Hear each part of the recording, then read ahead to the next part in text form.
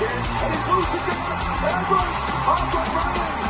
Let's get back down to Edwards. They hand it off to Johnson. Boise State has won. Right now. And they take a downfield shot. And the catch is made. It's Ryan Williams. Goes to the free. Touchdown.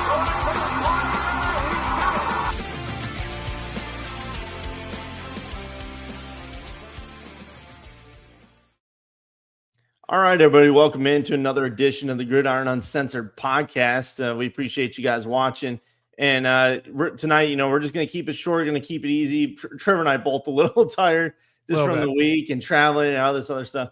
But we're going to recap, the last two semifinal games and just what happened that weekend and kind of just break these games down a bit. We're going to talk a little bit about, how these teams are interacting with the portal since especially they were playing while this thing was open, and we all know that the portal's gone berserk. We're going to dig deeper into that on the next episode when we get into the national championship game. So, Trev, semifinals. Really, what an incredible week. I mean, it was just – to be perfectly honest, they were fantastic. It was just a fantastic football weekend, to be honest. It started, obviously, with the semifinals and then finished off with – I know this isn't NFL, but the NFL games were actually pretty good this weekend as well. But I couldn't have asked for anything better than the Miami Ole Miss game to kick everything off, because I'll tell you what, they both played great. I thought it lived up to it, man. And this is kind of what, when we talked about in the preview of it, Trevor, was that, we were wondering, what side of Miami are we going to see? Are they going to continue to break the trends that they've kind of been doing? Where they're not afraid to push the envelope when they need to.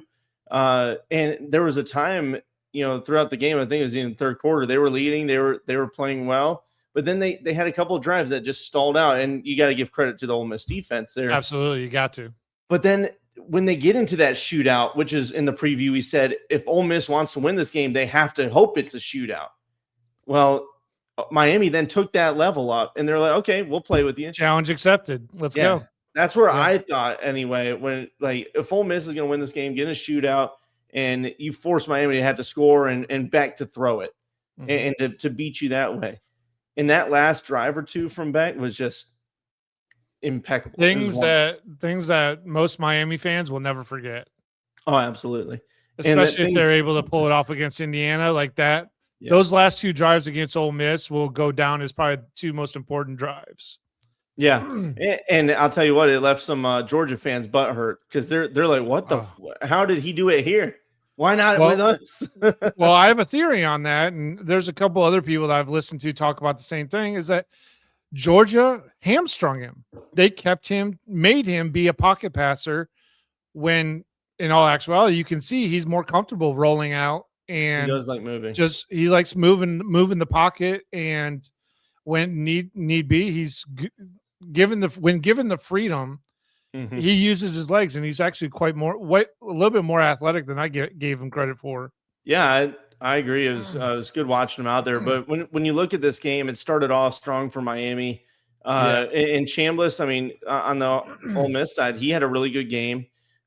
They battled back. They were down, but they kept going. They did not, wither away. And they allowed themselves to play into this battle. And really it was when the fourth quarter took off, because it was tight game through the third, and the third really nobody was scoring. They had a couple missed kicks hitting off the post, and I think it was like 2 or 3 doinks in a row. One went in. But this fourth quarter, Trevor, was just back and forth. I think it was like 4 lead changes in the fourth quarter. I'd have to double check that. Yeah, I'm pretty sure it was 4. And when you look at the ESPN's win probability chart, this thing is going up and down. Oh, yeah, it's just going everywhere. it just incredible. And Lacey was injured for Ole Miss. But he still had 104. He had like 104 yards or something like that. And that's the grit that you want to see from these guys fighting it out. They know how important these games are. Stribling had a good game for Ole Miss, and they were moving the ball. They were still getting after it. And we were curious how they would do that against this strong defense in Miami. That's really shut everybody else down in the playoffs. And straight up, Miami, the veterans showed up. Marion, the number 0, showed out. What a game from him. What a game from him. My goodness. And Fletcher did what Fletcher does and just run through people for 22 carries, 133 yards. Like, he didn't get any touchdowns, but man, you knew that he was on the field. Oh, yes. He made his impact for sure. Chambliss, honestly, not a bad game. Not extraordinary, I thought, but still not a bad game. No. And I think he still did himself well for the upcoming NFL draft, in my opinion. Yeah, they're sidebar on that. They are challenging. Ole Miss is challenging his waiver denial from the NCAA because he's trying to get that one more year. Yeah. I don't know if it's going to happen, but I mean, they denied it once. I don't know what evidence or they're going for an appeals process. I don't know enough about that. So if you guys let us know. I'd like to hear. Shoot it in the chat if you know the appeals process, because I do not. I just haven't fucking dug into it yet. Forgive me. The 3 kids are already pulling my goddamn ears and everything else. But no, just let us know. We're interested. And honestly, to me, if he gets back, if he is given that next year, to me, he's like the number 1 Heisman, guy going into next year. Especially if he can build off of what they're doing this year, 100%. Absolutely. And I mean, we'll talk more about that in the offseason, and we'll give you an update once we find out what's happening with him. Right. But yeah, I agree. He had a good game. He really did. There was a couple of misses when he was getting pressured, but I mean, that's to be expected. He did roll out a lot. He did get some look on the ground, but it really wasn't too much. There was a lot of scrambles and just trying to get away from these defensive ends for Miami. And that's the thing, is the offensive line didn't give him a ton of time back there, to be perfectly honest. He had moments where he definitely had moments where he had some time, but and again, he had 277 yards, 1 touchdown, and back on the other side, the one pick was off a tip ball, over the middle. Yeah. While they were in scoring position, like, they kept driving down, and then stuff would happen, a missed field goal, the turnover like that. And that's where, when you looked at this game, you're like, okay, Miami's they're going to start trying to put this thing away. Oh, yeah. But then these little stands would happen. And that's the things that you need for Ole Miss to stay in this. I think we said it was like a C+B type game for Miami, and they still were able to win. If they put a A+ type game against Indiana, this thing is going to be a battle down to the last second. Yeah. See, I don't know, at least in my opinion. Yeah, no, I understand. I definitely hear you, and I definitely agree. I want look. So talking, looking forward, I honestly think this Miami defense is going to be unlike anything Indiana's seen all year, hands down. They're the most aggressive. They are the most violent defense in college football, hands down. They hit, dude. They're just they make you pay for it if you're going across the middle. You try to run up the gut, you're going to pay for it by the linebackers and D linemen. But honestly, Brendan, I don't know how you feel about it, but I think this is one of the more resilient teams in college football right now. Like, they just deal with it and just keep on going. Yeah, and that's whatever happens during the game. That's why it's so baffling to me how they lost those games in the season. Yeah. Because what you're seeing in the playoff is another gear that even Mario Cristobal's in right now. Yep. He looks like a different person. Dude, than he what looks I remember. Angry constantly. He was pissed on stage. Sorry, I'm knocking my mic over. He was pissed on stage because he wouldn't let more of their players on the stage to celebrate. The woman wouldn't stop talking from the bowl trophy ceremony, and he's like looking at her like, "You need to shut your mouth right now. I need to go prepare for the national title." And he's just got that look, man. He's ready for it. He's got the whole team's hungry. Yes. That whole team is hungry. Not saying that Indiana's not, because we'll talk about them here in a second. We'll talk about them soon, yeah. But yeah, I think this Miami team is something special. And we said it before the playoffs. If Miami, before the playoffs was set, we said that Miami was probably the most dangerous team if they get in. Yeah. Because of where they would fall, where the seating would be, and everything like that. And turns out, I didn't realize how right we would be. Yeah. But they came in and they were just wrecking people. I felt them beating Texas A&M. I thought that they would contend with Ohio State. I didn't think they'd win it necessarily, just because Ohio State's offense had been clicking, but they hadn't run into this type of this defense yet. Yeah, no. Maybe Texas was the closest thing, during the season. Yeah, that D coordinator is going to be a hot commodity this offseason, I feel like. I think their D coordinator is.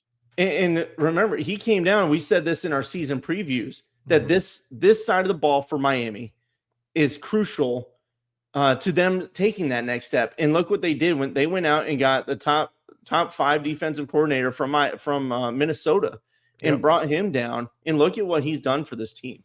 And he's just elevated the talent that's on this roster. Absolutely. So what they were able to do and shut down, Ole Miss in the end when they were trying to make that final push, the offense, you got to give credit to Miami as well. Carson Beck, I mean, he did what they needed him to do. Yeah, they brought him in for this reason. In Miami, I heard what's his name? Todd McShay said he's the best quarterback in the country at going through a full progression in one single play, where you can literally watch him in a play. He'll go from left to right and not be concerned about the D line. He trusts his offensive line a lot. He does, and they're maulers too. Yeah. And you can tell that by your average, rushing from your main carrier. He's getting 6 yards a carry. It's Fletcher too, but a lot of this is the O-line. The O-line is Fletcher's a good back. He's strong. He'll run you over. I don't think he's got that breakaway, like bust you speed like Justice Haynes does. I agree with that. But when I see him running, they're getting yardage. The O-line's pushing 2-3 yards past already. So now you're getting into that second level as a running back, and he makes good cuts. Absolutely, 100%. Like Fletcher is one of those backs you want on your team. Yeah, for sure. So I really like this game. This was a classic. It's one of the another just great semifinal game in the playoffs. Yeah. I can't wait to see. I do want to say one thing about Ole Miss real quick, in that. Sure.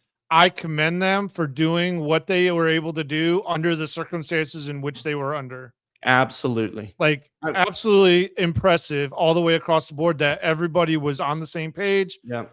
And, everybody was moving in the same direction. There wasn't bickering. There wasn't, infighting from what I could tell. Like, I thought that whole organization, that whole program from Pete Golding on down, I thought they all handled it with about as much class as you can handle it. Yeah, I mean, Weiss, staying around and being their coordinator, their offensive coordinator, and doing what he did too. I raise a glass to you guys. Seriously, that impressive for Ole Miss. Absolutely, from what we saw. Trev, let's move on to the next one. And this one did not go exactly the way I was thinking. I expected an Indiana win, even though it is hard to beat a team twice in a season. We know that is true. I don't know the exact number on it, but it's got to be over 50%. Like, if you play a team again, you lose. But I mean, Indiana, they just came out balls to the wall. They did not give a shit. Pick 6 from the jump. Everybody's saying they're cheaters now because there's like 5 straight games that they've had an interception on the first their first possession of defense. I'm like, dude, that's just a really good defensive play that he read that shit from the get. Maybe they're good at their film study. Oh my God. Everybody gets all 22 footage. People can study film. They know what's going on. These guys are in the fucking locker room. They're in the meeting rooms. These guys know how to operate. And the amount of times we've had to watch this one play in replay, the one thing that I noticed is that he was playing man to man. He was playing man to man with the over the top help. Yeah. So he could play tight. And as soon as that receiver cut, he jumped it. That's all it was. It was as simple as that. Yeah. And it's disguising the defensive set. And because when I was watching Landon Tangwell, he's on Twitter. He's great at film study. And he's like, it's a cover 2 shade. And the way that it's shaded over, it looks like the far corner is going to be the one dropping back, but he's not, so the way they're rotating, it just confuses the cornerback. It got, what's his nuts from Ohio State too, Julian Sayin. I'm not trying to be rude. They confused the crap out of him. it got them early, and the same thing happened here against Dante Moore. Yep. But when you look at this game, I mean, Oregon gave them 21 points in that first half. Bad fumbles. And I know Oregon, I commend you. This was tough. Your whole running back room was basically gone between transfers and then the sickness you had. You had a free safety and a strong safety stepping in to play running back. So, I mean, you had a fumble in your own zone from, this RPO where the running back hit the quarterback's arm. What can you do about that? That's just shit. That's just shit luck, man. Yep. So Oregon, I mean, you spot them 21 points, and then you can't do that to this Indiana team. Mendoza's just too clinical, and the running game's just too stout. And their schemes, offensive schemes, are just too good. Yeah, they are like literally preying on you every chance they get. And as you can see, Cignetti's not taking the starters out. He is going to take you down and make you hurt. And everybody questioned the depth of this Indiana team. Trevor, they don't care. Coming in.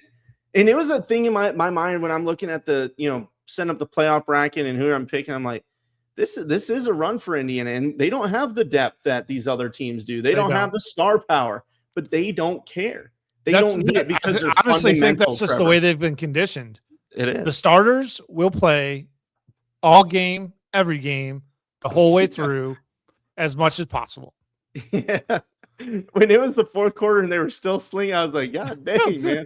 I'm like, hey, I made a bet. I was like, I need Surratt to score another touchdown, and they got it. I was like, holy shit. It's like the fourth quarter and they still got on the ball. All right, let's go. I wasn't expecting to win that one. But it's just so impressive. Yeah, shoot. Both those games, I put a little side bet on both those games. They're all prop bets, but everybody hit. Everyone hit. Everybody hit that night. And I'll say, looking at, the Oregon side of it, just to talk about them a bit, Moore didn't have a bad game, but he had some misfires. He was getting pressured. You could tell he didn't, there was times he didn't feel comfortable. And then on the running side of it, they still got some yards on the ground. I mean, there were some gashes. There were some big runs. The one was a 71-yard, run. But outside of that, they bottled them up pretty well. And again, I know they were down on running backs. But when you consider this Indiana team lost their starting defensive tackle to a self-inflicted injury from celebrating, was in the conference championship game, right? And they're still locking people down on the ground. They locked down Alabama. They locked down, it doesn't matter. This team is just nasty right now, Trevor. So what I'll say about Oregon is I think that what Indiana showed is that their lack of elite wide receivers.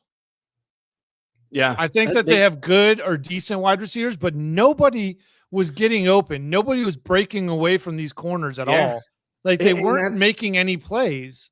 It was like, okay, you're down some running backs. Okay, great. So you use the pass and try and set up a few runs here and there. Well, this is where Oregon fans will get mad at you because they're going to, well, we've got talent. You may have talent, but where the hell were they? Decorian Moore is a 5-star elite talent, and he had 2 catches. Disappeared. This is something that I think Dan Lanning is a young coach. He is going to get this thing right. I mean, look at where they've already gotten.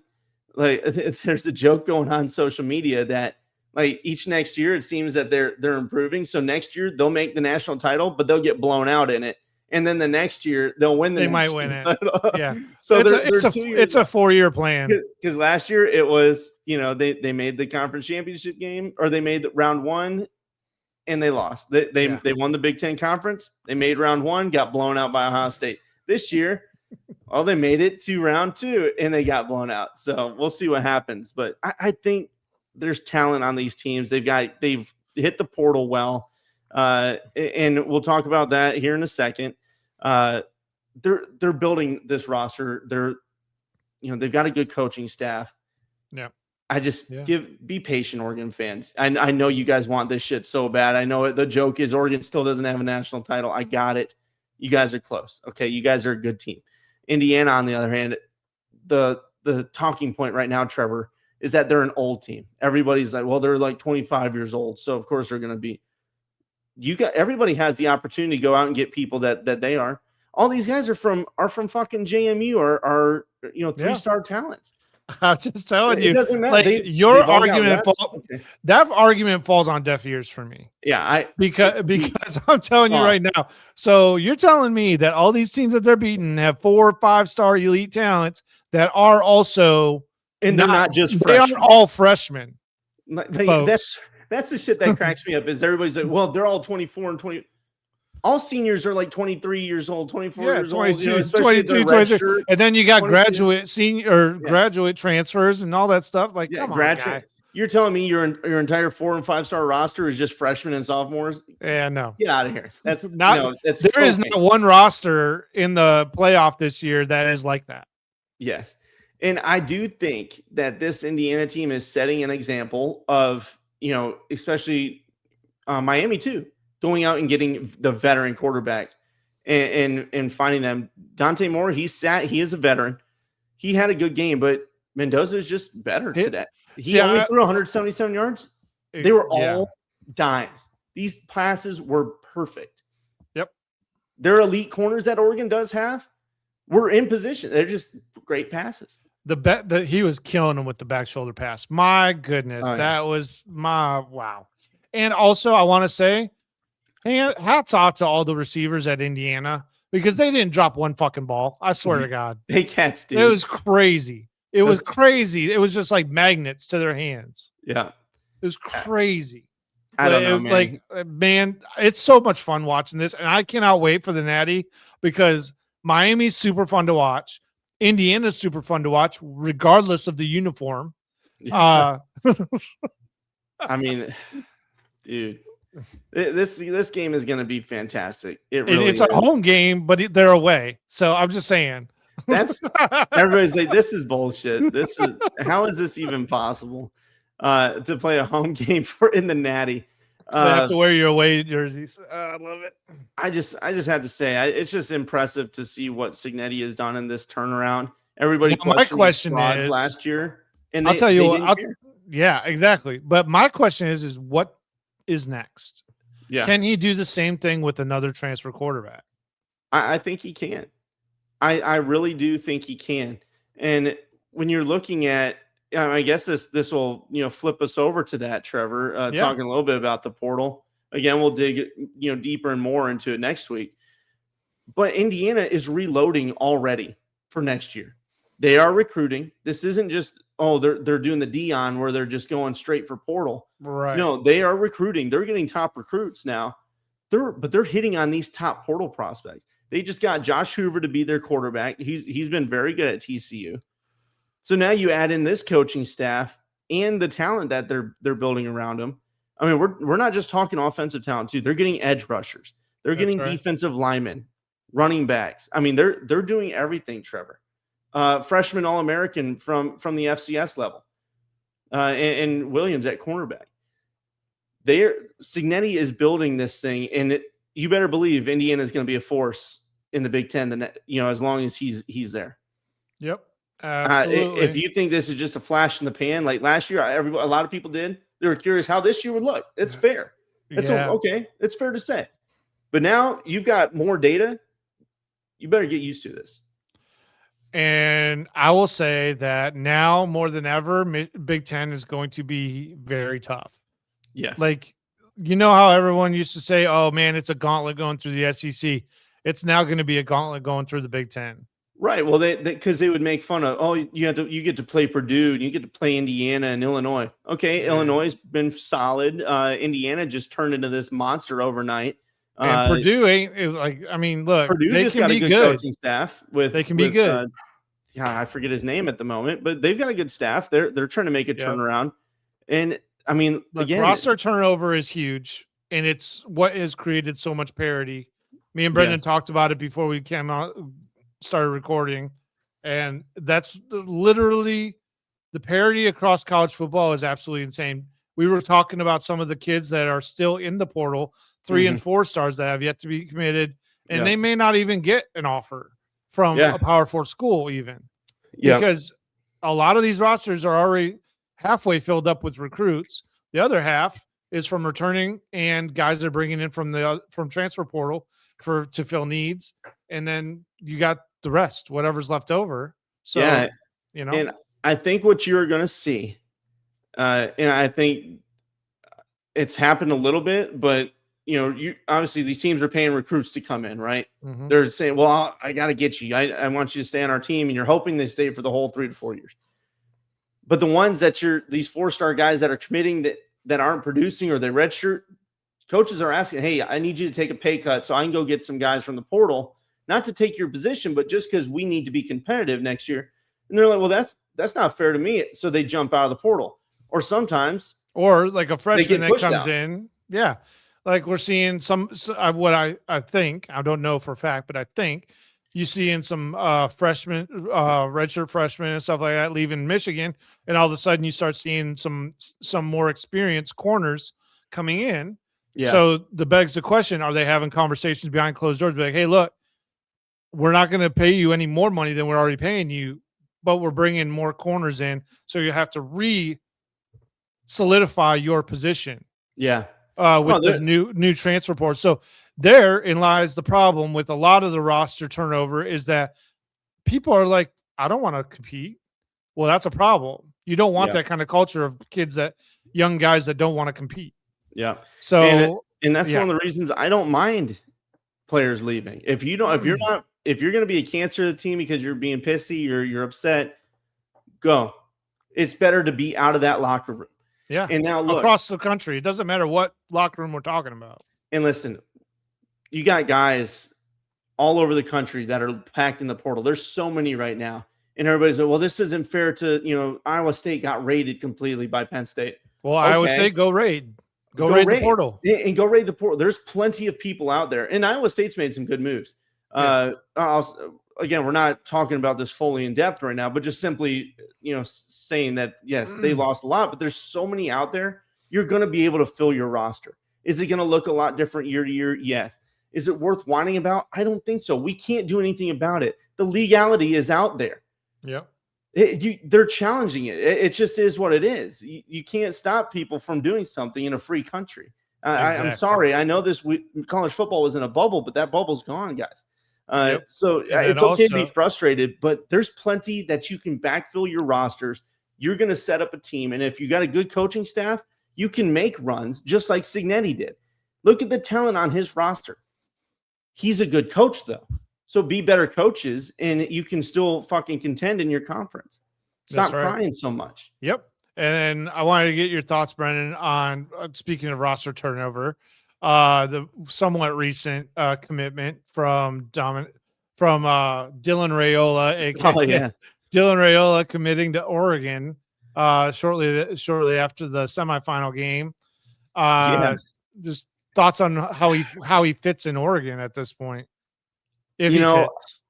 I do think he will fit better there because the offensive line at Nebraska struggled so mightily.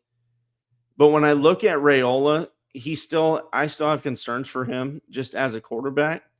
But I do think with a much better offensive line that Oregon does have, they've stood up. They'll give the quarterback time, and he has to have that time because he's kind of a statue in the pocket to me. Like when I watched the Michigan game against him, this year, in other games too that Nebraska played, the sacks that they give up, it was like 7, 8 a game. And you're just like, holy shit.